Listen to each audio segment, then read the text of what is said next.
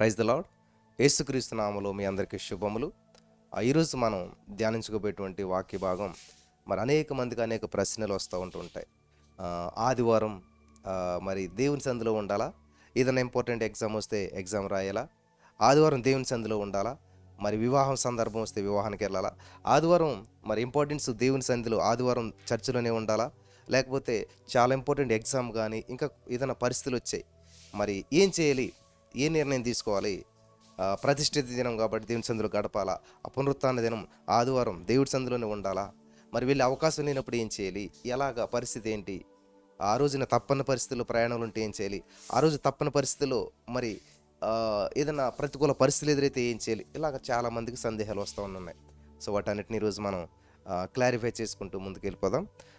దేవుని వాక్యం సెలవిస్తుందంటే హెబ్రీలకు రాసిన పత్రిక 12వ అధ్యాయం 2వ వచనం మనం చదివినట్లయితే, మనము కూడా ప్రతి భారమును సులువుగా చిక్కులుబెట్టు పాపమును విడిచిపెట్టి విశ్వాసమునకు కర్తయు దానిని కొనసాగించువాడునైనటువంటి యేసు వైపు చూచుచు ఓపికతో మన ఎదుట ఉంచబడినటువంటి పందెములో పరుగెత్తుదము.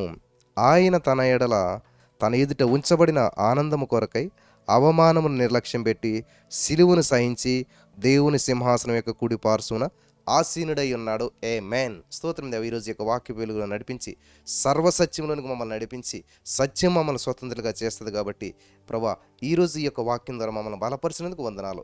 వినిచిన వారందరికీ శక్తిని, బలమును, ఆరోగ్యమును, నెమ్మదిని ఇస్తున్నందుకు నీకు వందనాలు. ఇచ్చినందుకు నీకు వందనాలు. యేసు నామములో ప్రార్థించి నమ్మి మేము అడిగినవన్నీ పొంది ఉన్నాం తండ్రి. ఆమేన్.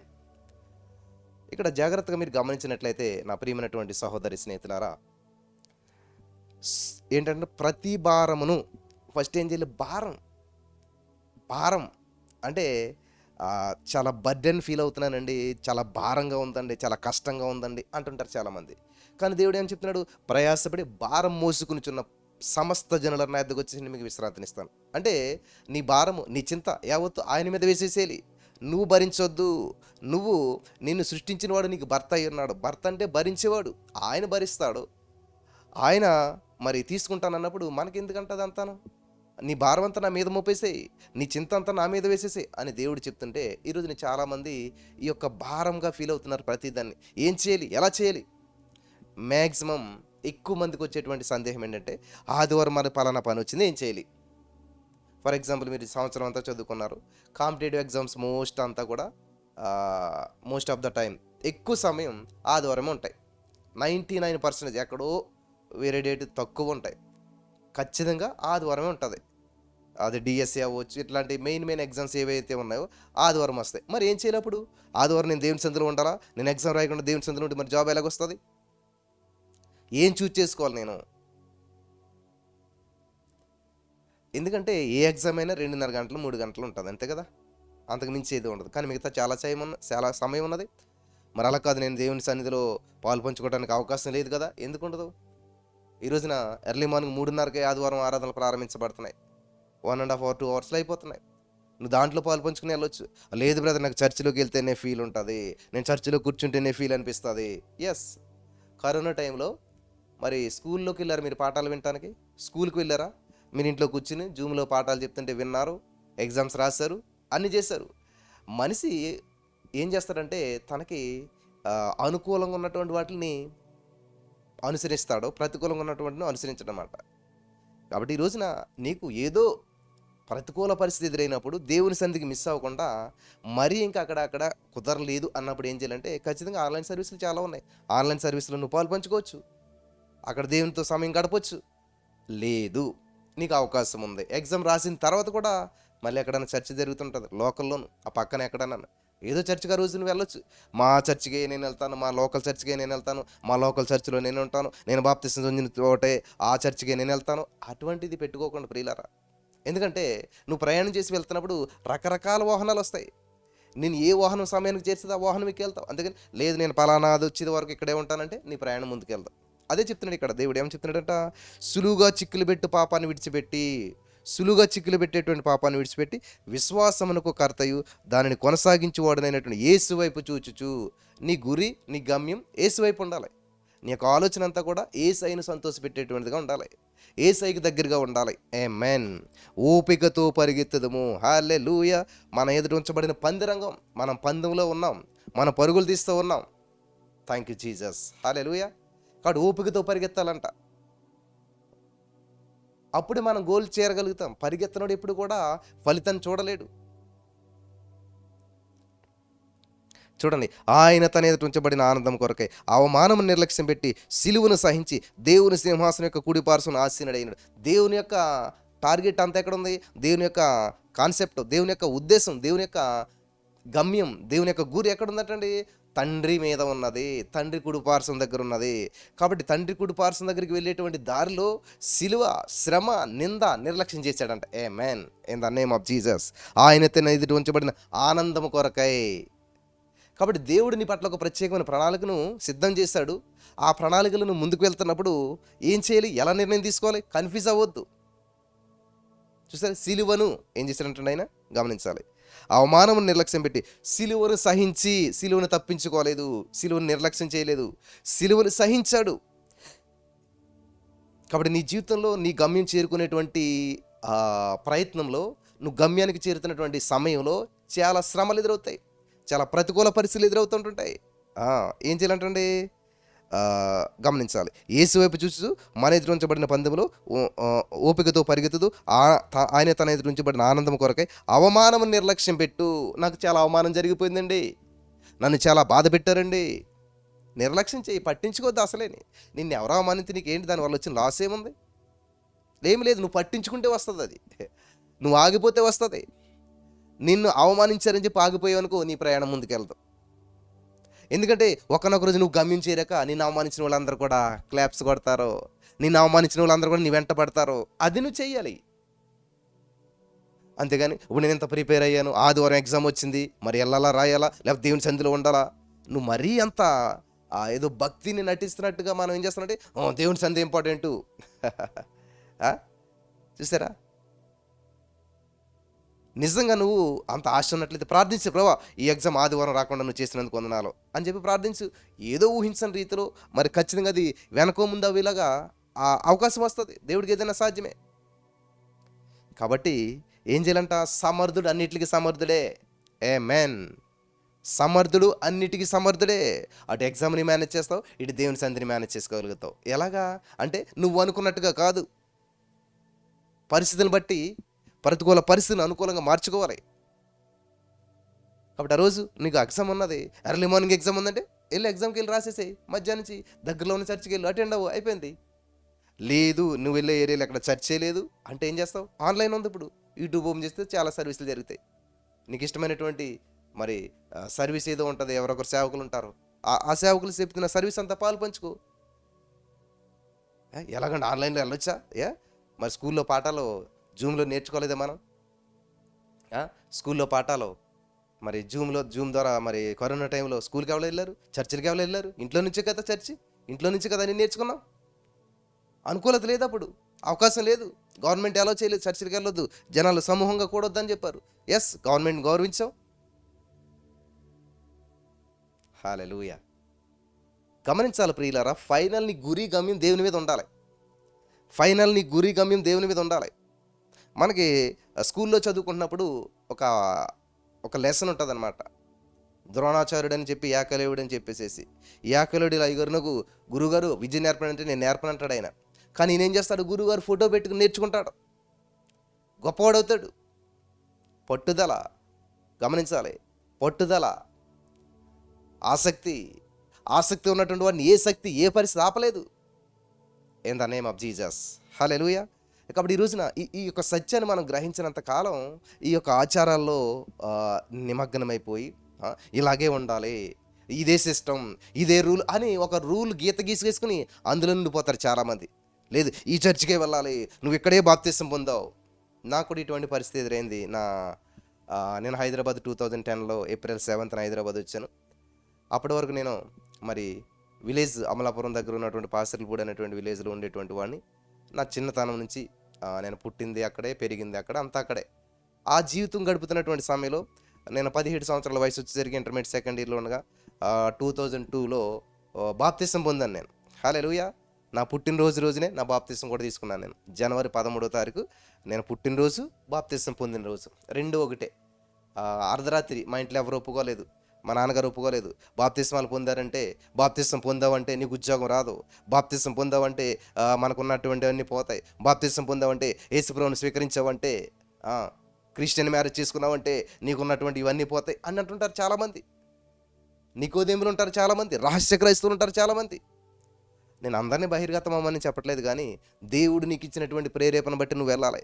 నీ గురి గమ్యం దేవుని మీద ఉన్నప్పుడు నువ్వు దేవుని కొరకు ఎంత యెహోవా తమ దేవుడిగా కలిగిన జనులు ధన్యులు, వారు శూరకార్యాలు చేస్తారంటే ఆమేన్. దేవునికి స్తోత్రం. అటువంటి పరిస్థితుల్లో నేను బాప్తిసం పొందిన తర్వాత చాలా ప్రతికూల పరిస్థితులు ఎదురవ్వాయి బాప్తిసం పొందడానికి కూడాను. మా నాన్నగారు అస్సలు ఒప్పుకోలేదు. ఇంక ఇలాగే వాయిదా వేస్తూ వస్తున్నామని చెప్పి ఏమైనా సరే ఈరోజు నేను బాప్తిసం పొందాలని మిడ్ నైట్, నేను ఆ బాప్తిసం పొందింది అర్ధరాత్రి అనమాట, నైట్ 11 ఆ టైంలో. మరి అక్కడ పంటకాలం ఉంటే మా ఊర్లో, అక్కడ నేను బాప్తిసం పొందడం జరిగింది. ప్రియులారా గమనించాలి, బ్రదర్ నేను ఎర్లీ మార్నింగ్ లేసి ప్రార్థన చేయడం ప్రారంభించాను, నాకు శ్రమలు ఎక్కువయ్యాయి, నేను దేవునికి దగ్గర ఎగులు శ్రమలు ఎక్కువయ్యాయి. అంతే కదా మరి. సైతాన్ గాడు నువ్వు ఏమీ చేయలేనని చెప్పి నేను పట్టించుకోడాడు. నువ్వు ప్రార్థన చేయలేనప్పుడు నువ్వు బైబిల్ చదవనని చెప్పు, నువ్వు దేవునికి దగ్గర కలిగినని చెప్పు, వాడికి దగ్గరగా ఉన్నా కాబట్టి వాడు పట్టించుకోడు. నువ్వు ఎప్పుడైతే దేవునికి దగ్గర అవుతున్నావో వాడికి దూరం అవుతున్నావు కదా. నువ్వు ఎప్పుడైతే దేవునికి దగ్గర అవుతున్నావో వాడికి దూరం అవుతున్నావు, వెంటనే వాడు వేట మొదలు పెడతాడు. సైతానుడు గర్జించు సింహం వలె ఎవరిని మింగుదినా అని చెప్పి చూస్తూ ఉంటుంటాడంట. కాబట్టి ఫస్ట్ నేను టార్గెట్ చేసుకుంటాడు. నువ్వు దూరం అవుతున్నావు, నువ్వు దేవుని మహింపరుస్తున్నావు, వాడికి దూరం అవుతున్నావు కాబట్టి టార్గెట్ అవుతావు. అందుకే శ్రమలు ఎక్కువ అవుతాయి. కాబట్టి శ్రమలు ఎక్కువ అవుతున్నాయని చెప్పేసి నువ్వు మళ్ళీ దేవుని విడిచిపెట్టేస్తే ఎలాగా? దేవుడు చెప్తున్నాడు, నీకు శ్రమలు ఎక్కువయ్యా, శ్రమలు లేకుండా చేస్తానట్లేదు, శ్రమలో నేను నీకు తోడుగా ఉంటాను, ఆమేన్. నేను విడిపించి నేను గొప్ప చేసి, ఆమేన్. ఏం చేస్తాడంటే దేవుడు శ్రమలో తోడుకుంటాడు, విడిపిస్తాడు, గొప్ప చేస్తాడు. అంతకు మించినటువంటి ఆదరణ ఎవరిస్తారు? అంతకు మించిన భరోసా ఎవరిస్తారు? మన దేవుడు గొప్పవాడు. నీకు అద్భుతమైనటువంటి భరోసా ఇస్తున్నాడు. ఓ శ్రమలు వచ్చేసాయని బాధపడకు, శ్రమల్లో నీకు తోడుకుంటాను. నీకు శ్రమను బట్టి నువ్వు బాధపడకు, శ్రమలో తోడుకున్న యేసయ్యను బట్టి నువ్వు సంతోషించు, ఆమేన్, హల్లెలూయా. శ్రమలో నీకు తోడుకున్న యేసయ్యను బట్టి ఆదరించబడు. ఏ శ్రమైన నా యేసయ్య నాకున్నాడు. ఫర్ ఎగ్జాంపుల్, ఇప్పుడు నాకు ఇది ఒక సమస్య వచ్చి పడింది అనుకోండి, లేకపోతే నాకు ఒక ప్రతికూల పరిస్థితి వచ్చింది అనుకోండి, నేను ఆ పరిస్థితిని ఎలా జయిస్తానని బాధపడతానా? ఎందుకంటే నాకు ఒక ఫ్రెండ్ ఉన్నాడు, నా ఫ్రెండ్ ఒక బిలీనియర్, నా ఫ్రెండ్ ఒక గొప్పోడు అనుకోండి. నేను ఏ సమస్య వచ్చినా నాకు ఇంకా అది సమస్య అనిపించదు. ఎందుకంటే నాకు ఒకరున్నారు, నా వెనక ఒకరున్నారు, హల్లెలూయా. అలాగే మన దేవుడు బిలీనియర్లకి బిలీనియర్, రాజులకు రాజు, ప్రభువులకు ప్రభువు, ఆకాశాన్ని జాన్తో కొలిసిన వాడు మన దేవుడు, మన రాజు, హల్లెలూయా, గొప్పవాడు. అటువంటి దేవుడు మన పక్షాన ఉండగా మనకి విరోధి ఎవడు? మనకి విరోధంగా ఏ సమస్య నిలబడుతుంది? మనకి విరోధంగా ఏ అప్పుల సమస్యలు నిలబడతాయి? మనకి విరోధంగా ఏ అనారోగ్యం నిలబడుతుందంటే ఎందుకని? నీకు పక్షాన దేవుడు ఉన్నాడనే విషయం నీకు తెలియదు కాబట్టి. నా పక్షాన దేవుడు ఉన్నాడు, in the name of Jesus, నా పక్షంగా దేవుడు ఉన్నటువంటి విషయం నీకు తెలియదు కాబట్టే నిన్ను సమస్య ఏలుబడి చేస్తుంది, నువ్వు సమస్యకు భయపడుతున్నావు. హల్లెలూయా. ఇప్పుడు నీ పక్కనే ఒక బిలియనర్, ఒక 1000 కోట్ల ఆస్తిపరుడు నీ పక్కన ఉన్నాడు. ఎవడో వచ్చి 1000 రూపాయలు అప్పు ఉన్నదని చెప్పేసి నీ దగ్గరకు వస్తాడానికి భయపడతావా? అమ్మో ఆడు 1000 రూపాయలు అప్పు, నేను ఎలాగప్పుడు ఏంటి, నా పరిస్థితి ఏంటి, ఏమంటాడో వాడు, ఏమి నిందిస్తాడో అనుకుంటావా? ఏం చేస్తాడు? దేవుడు నా పక్షాన ఉన్నాడు, వస్తాడు అనుకోండి. వాడు 1000 రూపాయలు అప్పు ఉన్నవాడు వచ్చి నీ ఎదురుగా నిలబడగలుగుతాడా? ఒకవేళ వాడు వచ్చాడు అనుకోండి, నీ ఫ్రెండ్ చూస్తాడు, ఏంటి సమస్య అంటే, అదే ఆడికి 1000 రూపాయలు ఇవ్వాలంటే ఇదిగో 2000, అవసరమైతే 10,000 ఇసిరుతాడు. ఎందుకంటే అంత గొప్పోడైన. హల్లెలూయా. కాబట్టి అలాగే మన పక్షాన దేవుడు ఉండగా మనకు విరోధి ఎవడు? ఒక మనిషే, ఒక ఫైనాన్షియల్గా మరి అభివృద్ధి చెందిన మనిషే మన పక్కన ఉంటే అంత ధైర్యం వచ్చినప్పుడు, అసలు ఈ సర్వ సృష్టికి కారణభూతుడు, ఈ సర్వ సృష్టికి రాజు, హల్లెలూయా, ఆయన మాటతో సృష్టిని చేసినటువంటి వాడు, ఆయన గొప్ప దేవుడు, ఆయన్ని పక్షాన ఉంటే ఎందుకు సమస్య, ఎందుకు చింత? ఏం నిర్ణయం తీసుకోవాలి, ఎలా తీసుకోవాలి, ఏ ఉద్యోగం చేయాలా వద్దా, అప్లై చేయాలా వద్దా, ముందుకెళ్ళాలా వెనక్కి వెళ్ళాలా, ఏం చేయాలి, ఎలాగా? ఏమి చేయొద్దు, యేసయ్య వైపు చూడు, యేసు వైపు చూస్తూ గురు యొద్దకు పరిగెత్తు, in the name of Jesus. 23 కీర్తన 1 యెహోవా నా కాపరి, కాపరి ఏం చేస్తాడు? నడిపిస్తాడు, నడు. దేవుడు ఎలా నడిపిస్తాడు? నడు. దేవుడు ఏం చేస్తే అది చెయ్యి, దేవుడికి విధేయత చూపించు, in the name of Jesus, hallelujah. Thank you holy spirit of God. దేవునికి విధేయత చూపిస్తే యేసయ్య నీ కాపరైతే ఏమవుతుందంట? 6వ వచనం చూసుకోండి, కృపాక్షేమాలు నిన్ను వెంబడిస్తాయి, నీ వెంట పడుతుంటుంటాయి, నిన్ను వెంబడిస్తాయంట కృపాక్షేమాలు, ఆమేన్. In the name of Jesus. Thank you Jesus, thank you Lord, holy spirit of God. కృపాక్షములు నిన్ను వెంబడిస్తాయి. ఆమేన్. కాబట్టి ఈరోజు నీ మాటలు వింటున్న ప్రియమైనటువంటి సహోదరి, స్నేహితులారా, పరిశుద్ధాత్మ దేవుడు నీతో మాట్లాడుతున్నాడు ఈ రోజున. నీకు ఎవరు లేరు అనుకుంటున్నావా? ఎవరున్నా కానీ యేసు లేకుంటే, నేను పాడుతుంటాను కదా ఒక పాట ఎప్పుడును, మణులున్నా మాన్యాలున్నా సిరులున్నా సంపదలున్నా మహోన్నతుడు లేకున్నా నీవు సున్నా వట్టి సున్నా. ఇంకో పాట ఉంది, ఏంటి తెలుసా? ఎవరు ఉన్న లేకున్నా యేసయ్య ఉంటే నాకు చాలు, ఎవరు ఉన్న లేకున్నా యేసయ్య ఉంటే నాకు చాలు. అందరి ప్రేమ అంతంత వరకే, యేసయ్య ప్రేమ అంతము వరకు. అందరి ప్రేమ అంతంత వరకే, యేసయ్య ప్రేమ అంతము వరకు. ఎవరు ఉన్న లేకున్నా యేసయ్య ఉంటే నాకు చాలు. ఆపదొచ్చినా అపాయమొచ్చినా చేయి విడువడు నన్నెన్నడు. హల్లెలూయా. ఎవరు ఉన్న లేకున్నా యేసయ్య ఉంటే నాకు చాలు. హల్లెలూయా. ఏంటంటే ఎవరు ఉన్నా లేకున్నా యేసయ్య ఉంటే చాలు, చాలు. Enough. Jesus is enough for you. యేసు ఉంటే నీకు చాలు. దేవునికి స్తోత్రం కలుగును గాక. కాబట్టి దేవుడు మన పక్షాన ఉంటే ఏ సమస్య, ఏ రోగము, ఏ ప్రతికూల పరిస్థితి నీకు ఎదురుగా నిలబడదు. దావీదు పక్షాన దేవుడున్నాడు. గొల్లియాతు కూడా నేల కూల్చబడ్డాడు, కుప్పకూల్చబడ్డాడు. ఆమేన్. హల్లెలూయా. వింటున్నారా ప్రియులారా? కాబట్టి ఈరోజున దావీదులు ఉన్నారా మీలోను? గొల్లియాతులు ఉంటారు. నేను ఖచ్చితంగా చెప్పేస్తాను. మీ జీవితంలో, అందరి జీవితాలు గొల్లియాతులు ఉన్నారు. నేను గొల్లియాతు గురించి మాట్లాడతలేదు, దావీదు గురించి మాట్లాడుతున్నారు. దావీదులు ఉన్నారా మీ మనసులోను? దావీదులు అంటే ధైర్యం మీ మనసులో ఉన్నదా? దావీదులు అంటే కలేజా మీకు ఉన్నదా? ఆమేన్. హల్లెలూయా. దావీదులాగా మీరున్నారా?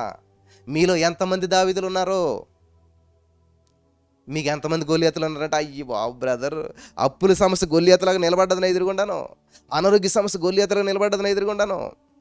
నా ఎదురుగా గొల్లియాతులాగా ఎంత పెద్ద సమస్య, ఎంత పెద్ద అప్పు, ఎంత పెద్ద రోగం, ఎంత పెద్ద. గొల్లియాతులు లేని వాళ్ళు ఎవరు లేరులే. నేను గొల్లియాతు గురించి మాట్లాడను, నాకు అనవసరం. ఎందుకంటే ఎంత పెద్ద గొల్లియాతు అయినా నేల కూల్చబడ్డాడు, సమాధి చేయబడ్డాడు. కానీ దావీదు నిలబడ్డాడు. హల్లెలూయా. పాడిపోయినోడి గురించి నాకెందుకు?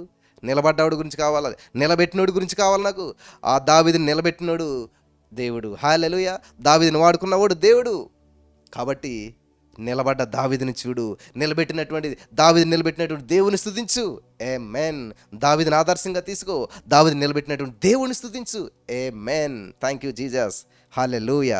అంతేగాని నా జీవితంలో గొల్లియాతులు ఉన్నారు బ్రదర్, నా జీవితంలో యోబు లాంటి శ్రమలు ఉన్నాయి బ్రదర్ అనుకో. నా జీవితంలో యోబు లాంటి 200 ఆశీర్వాదం నా పోర్షన్. ఆమేన్. నా జీవితంలో దావీదు లాంటి మరి జీవితం ఉన్నది. గొల్లియాతుని ఎదిరిస్తాను, గొల్లియాతుని నేల కూల్చుతాను. ఆమేన్. దావీదులాగా విజయంతో నేను విజయోత్సవం. ఆమేన్. Thank you Jesus. Celebration is my part. చెప్పండి అందరు కూడా. ఏంటంటే పండగ చేసుకునేటువంటి రకం నేను పండగ చేసుకునే వ్యక్తిని. నేను పతనమైన వ్యక్తిని కాదు. పతనావస్థలో ఉన్నాను, కానీ అక్కడ పడిపోయినట్టుగా అనిపిస్తున్నాను, కానీ అది నా పర్మనెంట్ ప్లేస్ కాదు. ఆమేన్. నేను లేస్తాను, నేను పరిగెడతాను. కాబట్టి ఈ లోకంలో చిన్న చిన్న సులువుగా చిక్కులు పెట్టేస్తాను సైతాన్ని కూడా. ఆదివారం ఈరోజు ఎగ్జామ్ రాయకూడదు, ఆదివారం ఇది వెళ్ళకూడదు. ఆదివారం రోజున నీకు ఏదైనా పెళ్ళి వచ్చింది, మరి ఏం చేయాలి? చర్చి మానేసి పెళ్ళికి వెళ్ళొద్దు. ఇక్కడే తెలుస్తుంది అనమాట. నువ్వు వెళ్ళకపోయినా పెళ్లి జరుగుతుంది, కానీ నువ్వు వెళ్ళకపోతే నీ ఎగ్జామ్ ఎవడు రాయడు అక్కడ. అర్థమవుతుందా?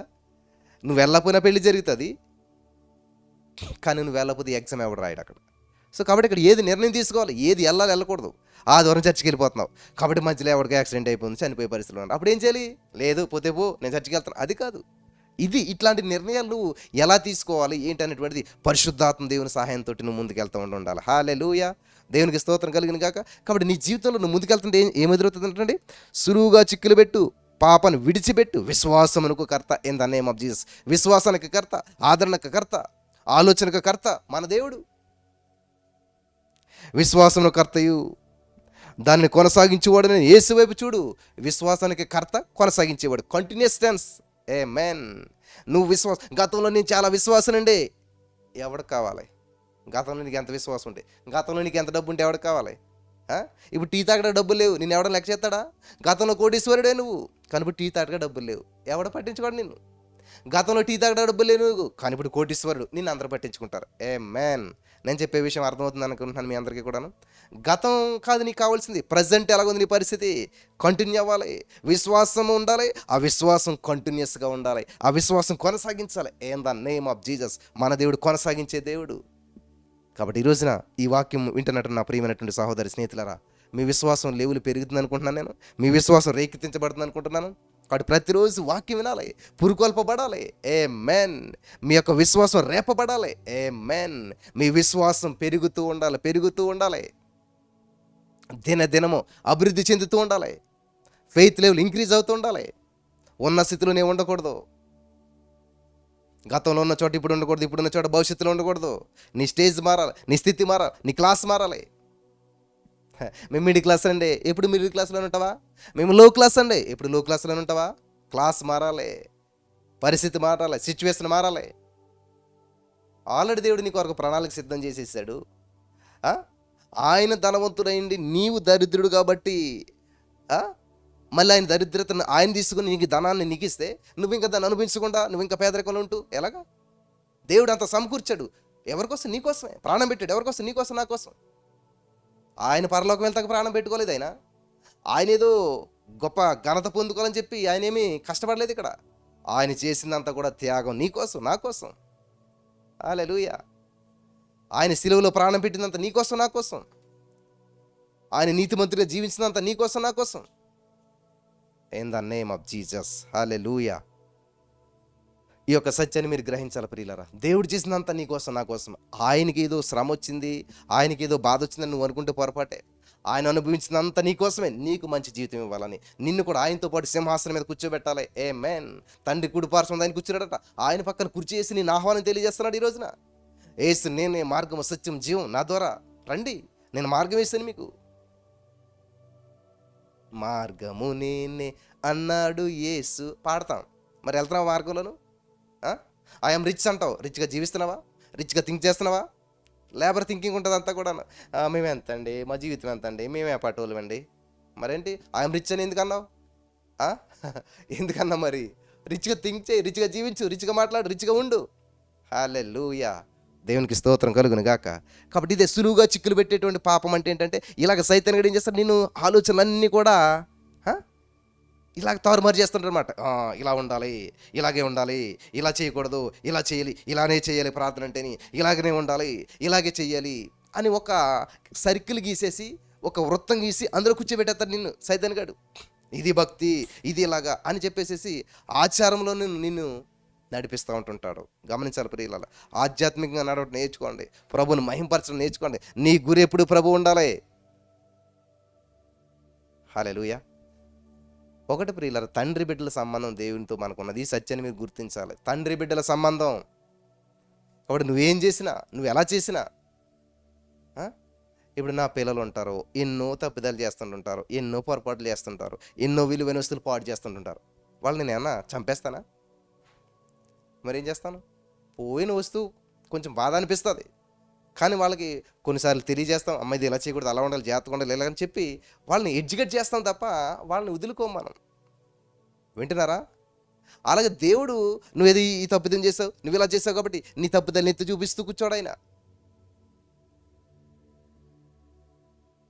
వ్యభిచారమందు పట్టబడిన స్త్రీని దేవుడు కూర్చోబెట్టి పెద్ద కౌన్సిలింగ్ ఇవ్వలేదు అక్కడ. కూర్చోబెట్టి ఆవిడకి పెద్ద క్లాస్ పీకలేదు. ఏంటమ్మా అదేం తప్పు అమ్మా, అలా చేయొచ్చు, అసలని వ్యభిచారం చేయకూడదు కదా, ఎందుకు చేసావు అలాగా అని ఏమైనా అన్నాడా? చేసేసింది అయిపోయింది, ఇంక దాన్ని ఏం చేయలేరు ఎవరు. అయితే దేవుడు అన్నాడు తెలుసా, సరే ఇంక చేయొద్దమ్మా, అయిపోయింది, సింపుల్. చూసారా దేవుడు మనసు ఎలాంటిదో? ఇంక ఇప్పుడు అలాంటి పని చేయకమ్మా. చూసారా సింపుల్గాను. అదే మనమైతే అబ్బా అసలే ఆయన చూడండి అసలేని ఏం చేస్తున్నాడు, దేవుడి సేవ కూడా అయ్యండి. సడన్గా ఇల్లు కారు ఎక్కడ అవుతుంది, సరిగ్గా వైన్ షాప్ దగ్గర లేకపోతే ఏదో ఆకూడని ప్రదేశం ఆగుతుంది, అంతే వెంటనే ఫోటో తీస్తారు. పలానా సేవకుడు పలానా దగ్గర ఆగాడు, పలానా ఇంటి దగ్గర ఆగాడు, పలానా ప్లేస్లో ఆగాడు. అసలు ఎందుకు ఆగాడు ఏంటి వెనక ముందు ఏం తెలియదు, ఇంకా అంతే. వెంటనే చూసినాడు, అయ్యో ఏం తెలిసాను, అయ్యో అసలు ఏంటది, నీకు సత్యము తెలియదు, అసలు అక్కడ ఏం జరిగిందో తెలియదు, కానీ నువ్వు నమ్మేస్తావు అనమాట. ఇట్లాంటి చాలా ఈజీగా నమ్మేస్తావు. నమ్మేసి ఏం చేస్తావు, అక్కడితో డాగుతావు, నువ్వు 10 మందికి చెప్తావు, అదిగో పలానా పాస్ట్ గారు అంట ఎంతో మంచోడు అనుకున్నావు, అసలు ఏమి తెలియదు నీకు ఇంతకనే. ఎవరో చెప్తే దాన్ని నమ్మేసి గుడ్డిగా దాన్ని 10 మందికి చెప్పేస్తున్నావు. చాలా జాగ్రత్త. వాళ్ళు చేసినటువంటి తప్పులో పాలు భాగస్తురాలు అయిపోతున్నావు నువ్వు. వాళ్ళని నిందించిన నిందలో పాలు భాగస్తురాలు అయిపోతున్నావు. వాళ్ళు చేసిన జడ్జిమెంట్లు నువ్వు తెలియకుండా పాలు భాగస్తురాలు అయిపోతున్నావు. అది నిజమో వాస్తవం వాళ్ళకి తెలీదు. వాళ్ళకి ఎవరో సమాచారం ఇచ్చి ఆ సమాచారం బట్టి వాళ్ళు మాట్లాడేస్తారు. వాళ్ళు మాట్లాడిన దాన్ని నువ్వు చూసేసేసి, అదిగో వీడియో చూశాను, అదిగో నిజమే, ఆ ఫోటో చూశాను. ఆ ఫోటోకి ముందు వెనక ఏం జరిగింది నీకు ఏం తెలుసా? కాబట్టి యూట్యూబ్లో వచ్చే ప్రతిదాన్ని నమ్మేసేసి ఆయన ఇలాగా ఈయన ఇలాగా అయ్యో అని మీరు కంగారు పడిపోయారు అనుకో, చాలా మోసపోతారు. పూర్తి విషయం అవగాహన లేకుండా మీరు ఏదైనా నిర్ణయం తీసుకుంటే చాలా మోసపోతారు. ఎందుకంటే ఇప్పుడు నా ఫోటో ఉంది, ఫోటో తీసుకుంటారు. ఏఐ అనే టెక్నాలజీ వచ్చేసింది. నేను మాట్లాడినంతకీ నా ఫోటో పెడతారు, వాళ్ళే మాట్లాడతారు, వాయిస్ నాదే ఉంటుంది, కానీ ఏందేంతో మాట్లాడి పెట్టేస్తారు. అయ్యో ఈయన ఎలా మాట్లాడాడంటే అసలు నాకు సంబంధం లేదు. అది చూసారు టెక్నాలజీ ఎలా ఉన్నదో. దినములు చెడ్డవి, దినములు చెడ్డవి, మనుషుల యొక్క ఆలోచన అంతా కూడా చెడ్డది అని చెప్పి దేవుడు చెప్తున్నాడు. ఏవి యోగ్యమైనవో ఏవి శ్రేష్టమైనవో తెలుసుకోవాలంటే మనం. కాబట్టి మన జీవితంలో ప్రయాణమై వెళ్తూ ఉన్నప్పుడు, చర్చికి వెళ్తున్నప్పుడు, దేవుని సన్నిధికి వెళ్తున్నప్పుడు ప్రతికూల పరిస్థితులు ఎదురవుతాయి. సైతాన్ గడు సులువుగా చిక్కులు పెట్టేస్తూ ఉంటుంటాడు, నిన్ను ఇరికిస్తూ ఉంటుంటాడు. ఏం నిర్ణయం తీసుకోవాలో తెలియని పరిస్థితి ఏర్పడుతుంటుంది. కాబట్టి ఇక్కడ మనము కూడా ప్రతి భారమును సులువుగా చిక్కులు పెట్టు పాపను విడిచిపెట్టి విశ్వాసమునకు కర్తవ్యుదాన్ని కొనసాగించబడింది యేసు వైపు చూచుచు in the name of Jesus. నీ గురి, నీ గమ్యం యేసయ్య అయి ఉండాలి. యేసు వైపు చూడాలి, యేసై వైపు చూడాలి. నీ గురి యేసయ్య అయి ఉంటే ఇంకా అంతే కదా, ఎవరేమన్నా నువ్వు పట్టించుకోవు. రన్నింగ్ చేసే వ్యక్తి ఏంటంటే గురి చూసుకుంటాడు, ఆ గోల్ ఎక్కడో చూసుకుంటాడు, అంతే. దాని మీద దృష్టితో పరిగెడతాడు. పక్కోడు వస్తున్నాడా లేదా, పక్కోడు పరిగెడుతున్నాడు లేదా, పక్కోడు పడిపోడే లేదా, లేకపోతే ఈ చెమట కారిపోతుంది, చెమట వచ్చేస్తుంది, లెగ్ పెయిన్ వస్తుంది, బ్యాక్ పెయిన్ వస్తుంది, ఈ పెయిన్ ఏం పట్టించుకోడు ఆయన. ఆయన గురి అంతా కూడా గమ్యం చేరేంత వరకు ఏ నొప్పి ఉన్నా, ఏ బాధ ఉన్నా, ఏదున్నా సరే, జనాలు ఎంత కేకలేస్తున్నా, ఎవరేమంటున్నా ఏమీ పట్టించుకోడు. ఆయన గురి చేరేంత వరకు కూడా, గమ్యం చేరేంత వరకు కూడా రెండో దాన్ని దేన్ని పట్టించుకోడు. ఆయన ఆలోచన, ఆయన చూపు, ఆయన దృష్టి, ఆయన మొత్తం మనసు దాని మీదే కేంద్రీకరిస్తాడు. అట్లాంటి వాడే ఆ గురి గమ్యాన్ని చేరుకోగలుగుతాడు. ఆమేన్, హల్లెలూయా. దేవునికి స్తోత్రం కలిగిన గాక. సగం దూరం పరిగెట్టి మా ఆవిడ ఎక్కడ చూస్తుందా లేదా, నా బంధువులు చూస్తున్నారా లేదా, మా ఊళ్ళందరూ చూస్తున్నారా, ఇలాగ ఎప్పుడన్నా ఏ వ్యక్తి అయినా చూస్తాడా? పరిగెడతా చూస్తాడా ఇలాగా? వాళ్ళు చూస్తున్నారా లేదా, ఎవరున్నారు ఏంటి, ఇవన్నీ చూస్తాడా? నో. మ్యాక్సిమం 99% ఎప్పుడు కూడా పరిగెడుతున్న వ్యక్తి గురి, నా గురి ఎక్కడ ఉంది, నేను ఇంకెంత దూరంలో ఉన్నాను, ఇంకెంత సేపులో రీచ్ అవుతున్నాను, నేను ఇంకెంత వేగం పెంచాలి, నేను ఇంకెంత ఊపికతో పరిగెట్టాలి. హల్లెలూయా. విశ్వాస పోరాటంలో మనసు యొక్క యుద్ధ రంగం. కాబట్టి యుద్ధ రంగంలో నువ్వేం చేస్తున్నావు అంటే పోరాటం, పరుగులు తీస్తూ ఉన్నావు. రన్నింగ్ స్టార్ట్ అయింది నువ్వు భూమి మీద పుట్టినప్పుడు. చాలామంది పుట్టినరోజు సెలబ్రేట్ చేసుకుంటూ సంతోషపడతారు. నీ జీవితంలో ఒక్కొక్క సంవత్సరం కట్ చేసుకుంటూ పోతున్నాడు. కేక్ని కట్ చేయడం కాదు, నీ సంవత్సరాలు కట్ చేసుకుంటూ పోతున్నావు. దేవుడు 120 సంవత్సరాలు ఇస్తే ఫస్ట్ పుట్టినరోజు అంటే ఎంత, 119కి వచ్చేసావు. సెకండ్ బర్త్డే అంటే ఎంత, 118కి వచ్చేసావు. 10 బర్త్డేలు 20 బర్త్డేలు అంటే ఎంత, 20 సంవత్సరాలు కటింగ్ చేసేసావు. కాబట్టి 100లకు వచ్చేసావు. అంటే నీ జీవితం ఏమైపోతుంది, తగ్గిపోతుంది. అంటే నీ గమ్యం చేరిపోతున్నావు, నువ్వు నీ గమ్యానికి దగ్గర అయిపోతున్నావు. ఆమేన్, హల్లెలూయా.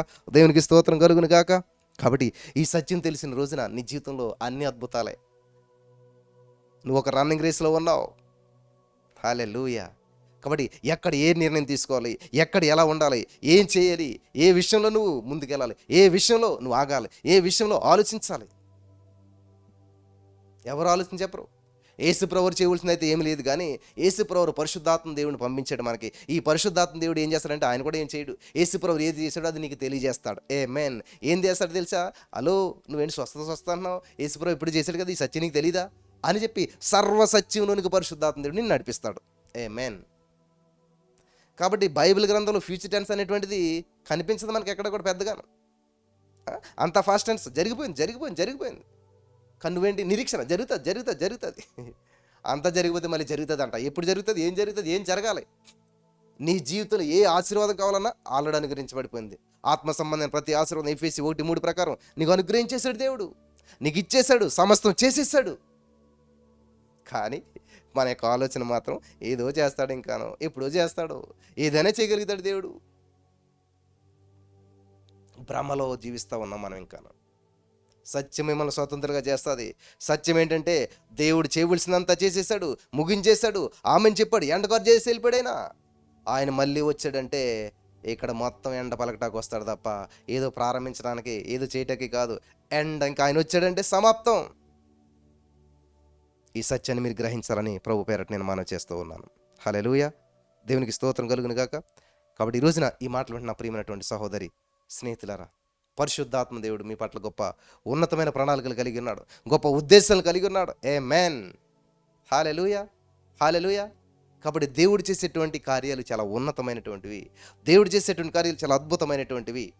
దేవుడికి అసాధ్యమైనటువంటి ఏది లేదు. కాబట్టి ఆదివారం ఈ పని చేయొచ్చా, ఆ పని చేయొచ్చా, మరి దేవుని సన్నిధికి మిస్ అవ్వచ్చా? అర్థమైంది కదా మీకు అందరికీ కూడా.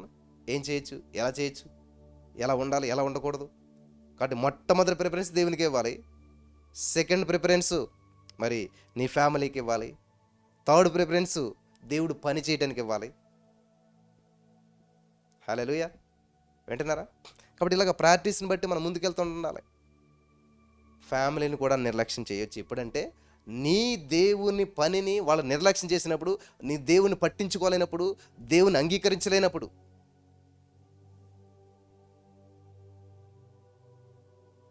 ఓపికతో పరిగెత్తుదాం పందెములో, ఆయన తన ఎదుట ఉంచబడిన ఆనందం కొరకై అవమానమును నిర్లక్ష్యపెట్టి సిలువను సహించి దేవుని సింహాసనం యొక్క కుడి పార్శ్వమందు ఆసీనుడై ఉన్నాడు. ఆమేన్, ఆసీనుడయ్యాడు అంటండి. ఎస్, రన్నింగ్ రేస్లో ఆయన ఏం చేశాడు? పరిగెట్టాడు.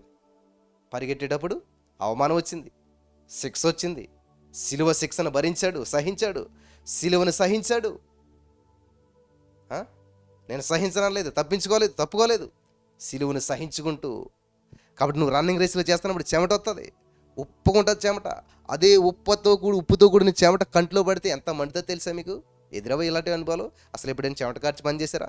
చెమట వచ్చి పని చేశారా? చెమట పట్టే పరిస్థితి కూడా వెళ్ళారా? రాలేదేమో అటువంటి పరిస్థితులు. ఎందుకంటే ఒక నిమిషం ఫ్యాన్ పోతే అమ్మో ప్రాణం పోతుంది బాబు అన్నట్టు అనిపిస్తుంది మనకి. కానీ మండు టెంట్లో పనిచేశారు ఎప్పుడన్నాను? మండు టెంట్లో పనిచేశారా? ఆకులాగా ఎండిపోయారా? నా జీవితంలో నా ప్రియులారా అటువంటి పరిస్థితులు కూడా నేను వెళ్ళాను, సహించుకున్నాను. అందరూ కూడా మే నెలలో రోహిణి కారితంట, రాళ్ళు కూడా పగిలిపోతాయంట ఎండకి. రాళ్ళు పగిలిపోతాయంట ఎండకి. అటువంటి ఎండలో అందరూ సమస్యలు పారిపోతే నాకున్న గురి గమ్యం నాకు తెలుసు, ఈ పని చేయాలి, ఈ పని చేస్తేనే బుక్స్కి డబ్బులు వస్తాయి అని ఉద్దేశంతో ఏం చేసానంటే పనిని విడిచిపెట్టేవాడిని కాదు, సహించుకునేవాడిని. అందరూ ఏం చేసేవారంటే పనికి వెళ్ళే ముందు హోటల్కి వెళ్ళి ఇడ్లీ తినేవారు. నేనేం చేసేవాడినంటే డబ్బులు ఖర్చు అవుతాయి, డబ్బులు లేక ఇడ్లీ తింటే మనం ఎక్కువగా పని చేయలేమని చెప్పి నైట్ ఉన్న అన్నంలో అంత గెంజేసుకుని మంచి బలంగా తినేవాడిని. ఇడ్లీ తిన్నవాడు 20 నిమిషాల్లో కూలిపోయేవారు. నేను ఆ చెద్దన్నం తినటం వల్ల, గింజన్నం తినటం వల్ల పుష్టిగా బలంగా పనిచేసేటువంటి వాడిని, సోలిపోయేవాడిని కాదు. ఆమేన్, థ్యాంక్ యూ జీసస్, హల్లెలూయా. నా ప్రియమైనటువంటి సహోదరి స్నేహితులారా, దేవుడు నడిపించే మార్గానికి నువ్వు ఒబీడియంట్ చూపించినట్లయితే, నువ్వు సహించినట్లయితే అద్భుతమైన ఫలితాలు నువ్వు చూస్తావు ప్రియులారా. ఒక అద్భుతమైన వ్యక్తిగా నువ్వు మార్చబడిపోతావు, నువ్వే ఒక అద్భుతంగా మార్చబడతావు. ఆమేన్. నేను చూసిన వారందరూ కూడా అద్భుతాన్ని చూసినట్టుంటుంది. ఎస్, ఒక అద్భుతం, ఒక మెరకలెస్ వ్యక్తిగా నువ్వు మారిపోతావు. యు ఆర్ మెరకల్ అనమాట. నువ్వు ఒక అద్భుతంగా మార్చబడిపోతావు, నువ్వు ఒక సొల్యూషన్గా మార్చబడిపోతావు. నిన్ను చూస్తుండగానే వారి జీవితంలో సొల్యూషన్ దొరికేస్తుంది. నిన్ను చూస్తుండగానే, నీతో మాట్లాడుతుండగానే వారి సమస్యలు పరిష్కరించబడిపోతుంటాయి. ఆమేన్. ఎందుకంటే నువ్వు అనేకమైనటువంటి పరిస్థితులు కూడా యేసుప్రభుని చూడండి. యేసుప్రభుని తాకి చేసి వస్తుందా? యేసుప్రభుని ముట్టి చేసి వస్తుందా? యేసుప్రభుని చూసి చేసి వస్తుందా? హల్లెలూయా. యేసుప్రభు మాట సెలవిస్తే వస్తుంది. ఎందుకని అనుకుంటున్నారు ఇదంతా జరుగుతా? ఈయన యేసుప్రభు వారు ఒక అద్భుతంగా మార్చబడిపోయాడు, యేసుప్రభు ఒక శక్తిగా మార్చబడిపోయాడు. ఆమేన్, థ్యాంక్ యూ జీసస్, హల్లెలూయా. యేసయ్య ఒక శక్తిగా మార్చబడ్డాడు. కాబట్టి ఈరోజు ఈ మాటలు వింటున్న ప్రియమైనటువంటి సహోదరి స్నేహితులారా, అద్భుతాల కొరకు ఎదురు చూడుకో. నువ్వే అద్భుతంగా మార్చబడిపో, నువ్వే ఒక అద్భుతమైన వ్యక్తిగా అయిపోవాలి, నువ్వే ఒక అద్భుతంగా మార్చబడాలి. థ్యాంక్ యూ జీసస్, హల్లెలూయా. కాబట్టి ఈ రోజున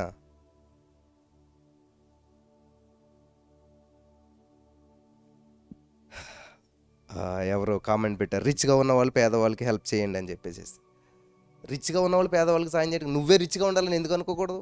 ఎవరో సాయం చేయాలని అనుకోవటం ఎందుకని?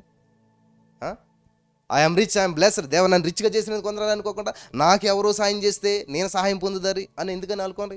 మన చెయ్యి ఇప్పుడు సాయం చేసేవాడు చెయ్యి పైన ఉంటుంది, చేయించుకున్నోడు చెయ్యి కింద ఉంటుంది. దేవుడు నేను పైవానిగా చేస్తాను అంటున్నాడు కదా, నువ్వు రిచ్గా ఉండాలని ఎందుకు అనుకోవట్లేదు?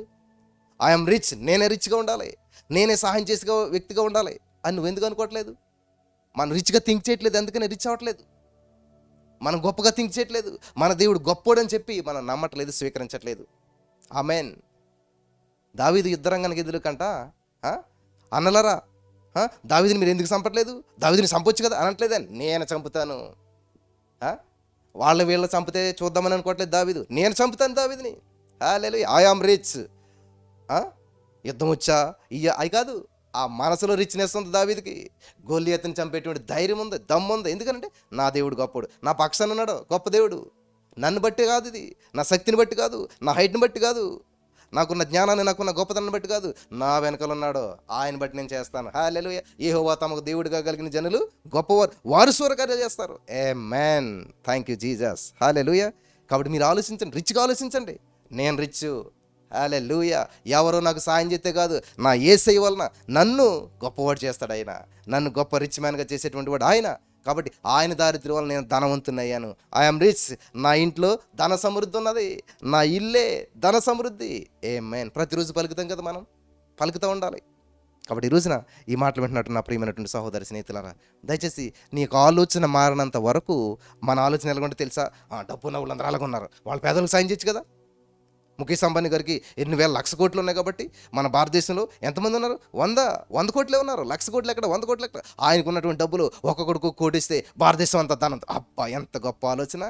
ఆయన స్థితికి ఎలాగ వెళ్ళాడు, ఏ విధంగా వెళ్ళాడు, ఎన్ని బిజినెస్లు చేశాడు, ఇది మనకు అనవసరం. ఆయన కష్టపడి సంపాదించి మనకి ఇంట్లో కూర్చోబెట్టి ఈజీగా ఇచ్చేసి మన కోటీశ్వరం చేసేసేయాలి. చూసారా మన లేబర్ థింకింగ్ అంటారు ఇదంతా కూడా. ఇది మంచి ఆలోచన కాదు. ఏదో దేశంలో ఇలాగే చేశారన్నమాట. అందరికీ డబ్బు ఉచితంగా పథకాలు పెడితే దేశం సర్వనాశనం అయిపోయింది. గమనించండి, ఒక్కడు మనం దీవిస్తే గొప్పవాడు అవ్వాలనుకోవద్దు. యేసయ్య నిన్ను గొప్పవాడిగా చేస్తాడు. ఆమేన్. హల్లెలూయా. నిన్ను పైవాడిగా చేస్తాడు.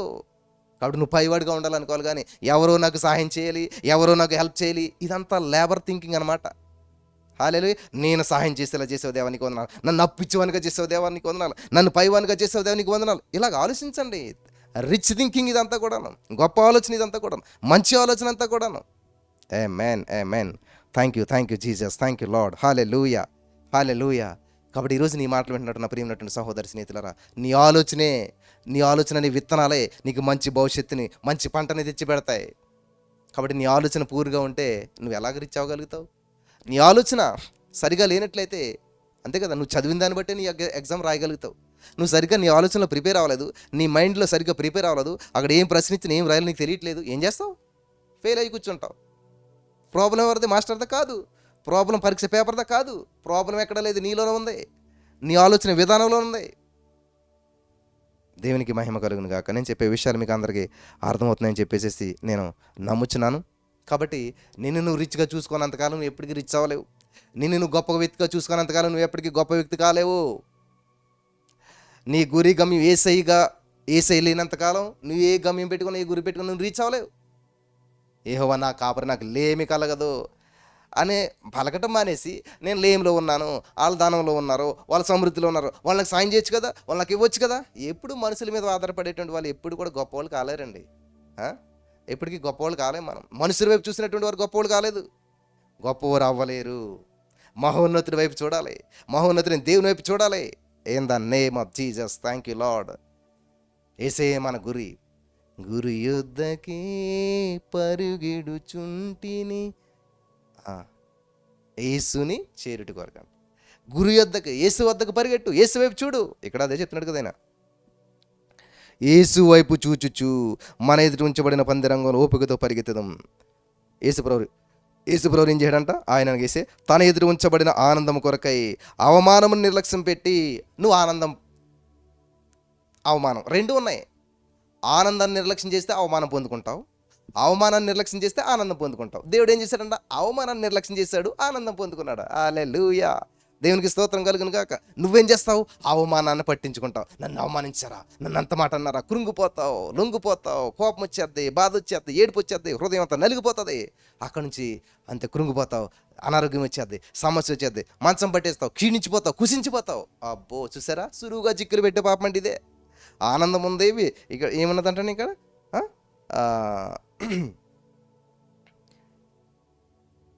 అవమానం ఉంది. ఆనందం, అవమానం రెండు పక్క పక్కనే ఉంటాయి. Choice is yours. హల్లెలూయా. Choice is yours. గమనించాలి, చాయిస్ ఈజ్ యువర్స్. రెండు పక్క పక్కనే ఉన్నాయి. Choice is yours.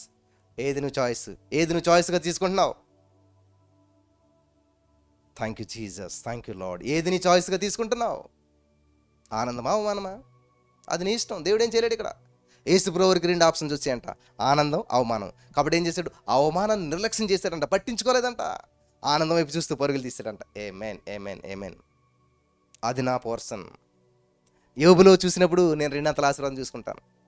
యోబు జీవించినటువంటి జీవితం 200 సంవత్సరాలు అయితే అందులో 9 నెలలు కష్టపడ్డాడండి. 9 నెలలు శ్రమలో అనిపించాడు. 9 నెలల్లో దాన్నే టార్గెట్ చేస్తారు చాలామంది, దాన్నే దృష్టిలో పెడతారు, దాన్నే ధ్యానిస్తారు. నేను దాన్ని పట్టించుకోను. 9 నెలలు అవమానం, నిర్లక్ష్యం. 9 నెలలు అవమానపడ్డాడు. ఎంత మంచి జీవితం పెంట మీద పడిపోయింది. ఎంతమందికి భోజనాలు పెట్టాడు, ఇప్పుడు ఇలాగైపోయింది. ఎంతమందిని ఆదరించాడు, అవమానమే కదా. 9 నెలలు నిర్లక్ష్యం చేశాడంట. హల్లెలూయా, హల్లెలూయా. దేవునికి స్తోత్రం కలుగును గాక. నిర్లక్ష్యం చేశాడు, పట్టించుకోలేదు, దృష్టి ప్రభు మీద పెట్టాడు. భార్యతో అన్నాడు, నో నో నో నో, ప్రభుని అలా అనొద్దు. దేవునికి స్తోత్రం కలుగును గాక. ఈరోజు నీ మాటలు వింటున్న ప్రియమైనటువంటి సహోదరి, అసలు ఏం జీవిస్తున్నాం మనం? అసలు ఎందుకు జీవిస్తున్నాం? ఏంటి నీ గురి ఏంటి? నీ గమ్యం ఏంటి అసలేని? యేసుప్రభుని ఎందుకు నమ్ముకున్నారు అసలేని? ఎందుకు బాప్తిసం పొందారు అసలేని?